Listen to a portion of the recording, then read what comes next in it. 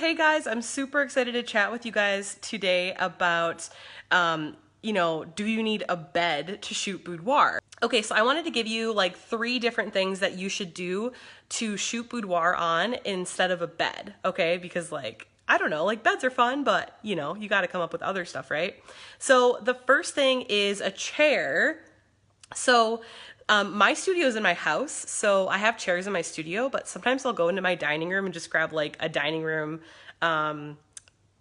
chair, because the 2 chairs that are at the head of our dining room table are like tufted, like ivory, I don't know, chairs. They're really super cool. And then we also have high top clear kitchen counter stools, which are super cool too. So like, no joke, I'll shoot on those all the time. So just know that you don't have to do boudoir on a bed, right? Like you can use any kind of chair. You could go to a rummage sale or like Goodwill or something and find like a really cool old vintage chair, or just, use stuff around your house, your client's home, your studio. If you don't have a studio, that's totally cool too. The next thing is a rug, and I know a rug sounds like super easy and boring, but I got this super cool rug from, no joke, Sam's Club a super long time ago, and it is a white like furry rug, and it was like, I don't know, I think like maybe $15 or something. And it's just been awesome. I've had it for so long, and it has just like allowed me to produce super cool images when I shoot them like backlit or even just like shooting them regular from the front. Like the texture and the fuzziness of the rug looks super cool, especially in black and white.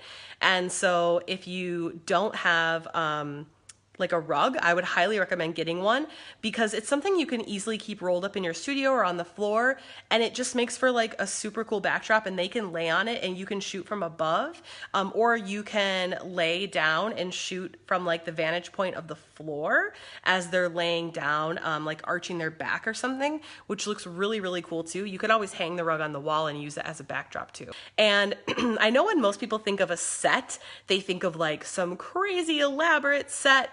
But like my sets at my studio are super simplistic. Like literally, when a client comes in, I have them narrow down to 3 outfits, and then I narrow it down to about 3 sets. And I'll do each outfit on each set rotating, and then I rotate with facial expressions, which I've talked about in one of my previous Facebook Lives, so you can always go and check that out too. But when it comes to, the sets, I don't go crazy with my sets. Like I count a chair, against a wall or against a backdrop, like that's a set, like that's set 1. And then I count like a rug on like a super cool like wood floor, like I count that as like set 2. And no joke, I pretty much bought the house we have now because I like the hardwood floors. Spoken like a true photographer, right?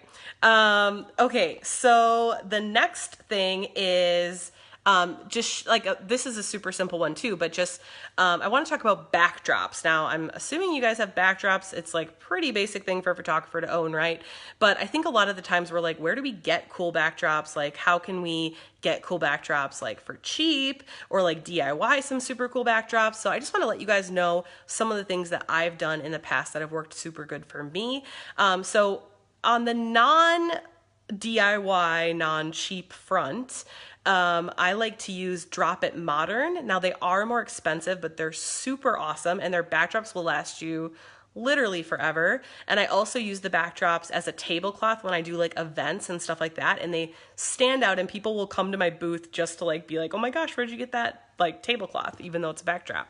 So I love Drop It Modern, and I love getting just paper backdrops off Amazon. So like gray, black, white, stuff like that, just like super like monotone fun. But I also like to go to fabric stores and just find really, really cool fabric, and I'll literally just like staple it to my wall, or obviously I can use a backdrop stand too. If you go on Amazon, Cowboy Studios has a backdrop stand that's like a pulley system, so you can have like multiple backdrops that you can pull up or down. And in my studio, I have that above my, so I have like a guest room. Well, it was like a room. It's just like a bedroom in this house that I turned into a shooting space. And in order to use the wall, because like the window's over here and the best wall to shoot on is over here, but that wall is actually a closet. So I bought this pulley system that goes above the closet so I can pull the backdrops down over the best shooting area, which is super cool. And then I can hide all of my gear in the closet. I'll have to give you guys a tour next time.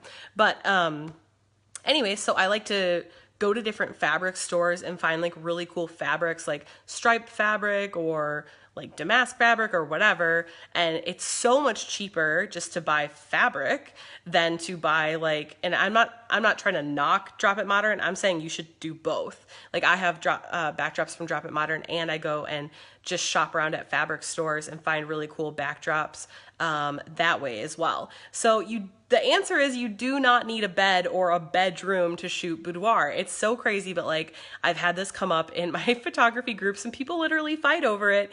And I just want you guys to know, like, boudoir is whatever you want it to be. Like, boudoir can be anything as long as you are sticking to the purpose of boudoir, which is instilling confidence in your clients, giving them an amazing experience, empowering the women that come in front of your lens, right? And it doesn't really matter if they're wearing a black dress or lingerie or, you know, tasteful nude or whatever it is you're doing. The whole point is to like really help them come out of their shell and find their sexy. And as long as you're doing that, then it doesn't matter if you're shooting on a bed or in a bedroom, or if you're shooting boudoir outside or in a vintage car. Like, none of that matters. What matters is the experience that you're giving to your client, right? I can't believe the amount of people that like to argue over what is boudoir, what isn't boudoir. Like, come on, guys, that's all it is, right? And you just got to make sure that you are giving your clients an experience that they love, so that way you are like making your clients happy and also helping fuel your business with great photo sales as well and great experiences, which is going to help aid in your sales as well. So yay, awesome. All right, thank you guys so much, and I'll talk to you guys later. Have a productive day. Bye.